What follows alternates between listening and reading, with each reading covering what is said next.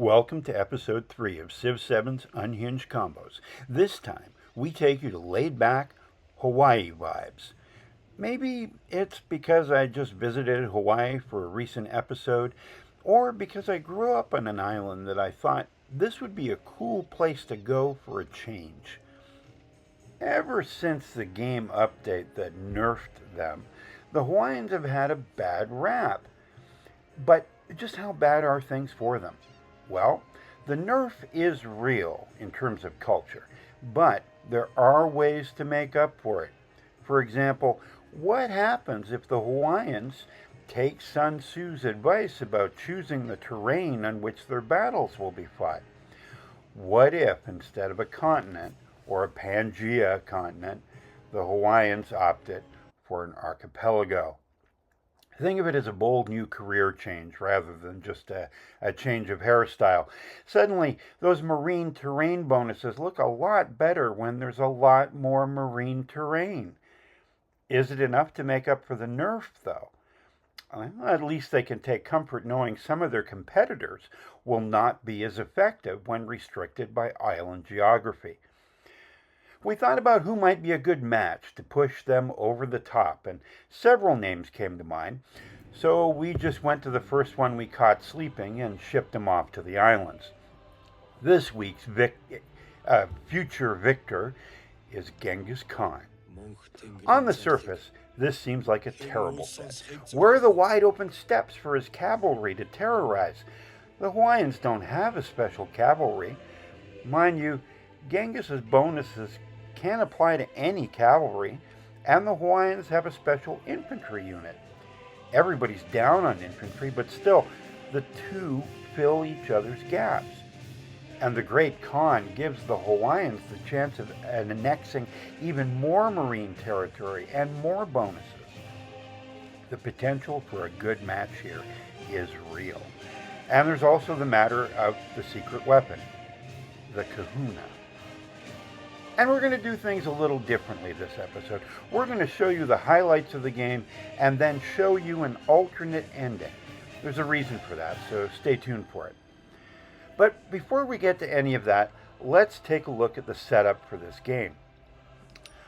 Our mementos for this game will be Artilleryman's Gloves at +1 culture per age for every commander level, and Sulda, +1 culture per age for each commander promotion. I've got a tough time seeing a difference between those two, but I must be missing something. Anyway, we're also going to have the game switch to friendly locals, so no future city-states attacking us. And we're going to play it at sovereign difficulty, because, well, that's all this show can manage on its budget. Of course, we're starting in the middle of the exploration age, so we get a few advantages and disadvantages. We don't have the advantage of Genghis Khan having amassed an empire already, but at the same time, he's going to have lots of room to grow because we're not going to have all that many settlements to start off with. Just what we managed to pick up here, another city, a couple of towns, and then off we go. So we'll see how well he'll do in that particular situation.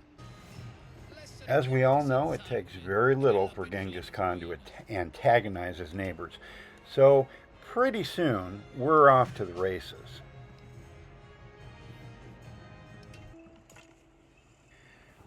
Now, the kahuna, as it turns out, is not just an ordinary missionary, but also has healing powers, which they can use on anyone in their immediate radius. Then the mastery of the Hehea Nelu Civic gives every kahuna an extra healing charge. So, if you're having a hard day at the siege and feel like you're just about to collapse in your own pool of blood, the kahuna can restore some of your zest for conquering. If you have a handful of them with you during any expedition or exploit, it's like having large holy band-aids ready to serve. By all means, spam kahunas, and then when their healing is used up, you can go convert settlements and earn some culture. Meanwhile, if we look at some of the yields from the islands, they are not negligible the more and more islands you have.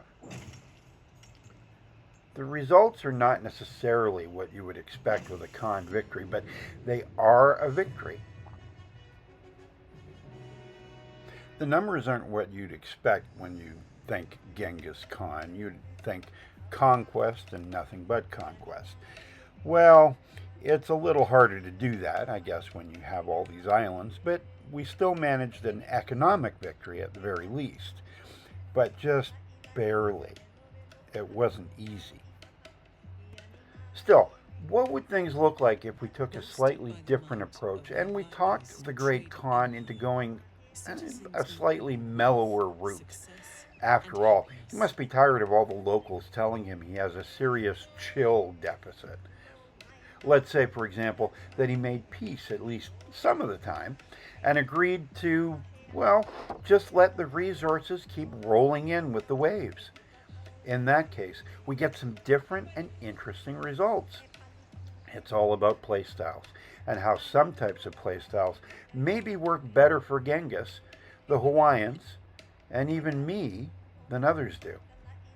But ultimately, this type of ahistorical game playing is not going to win over the history purists, and I absolutely respect that position. It would be great to play a game as Genghis Khan sweeping across China and also into Europe, but who would want to play his opponents? So I'm okay with mixing things up a bit, or a lot, in a game like this. As for the strategists, they won't like this particular matchup because it doesn't make enough sense. It doesn't maximize Genghis's conquering abilities, and that might be true. I think maybe somebody like Charlemagne would be an even better match. Still, we here at Civ 7's Unhinged Combos had fun making this, and we want to reassure you no actual timelines were hurt in the making of this episode. Before we sign off, let me add that if you liked what you saw or heard, drop a like or subscribe down below. This has been Civilized Raccoon for Unhinged Productions.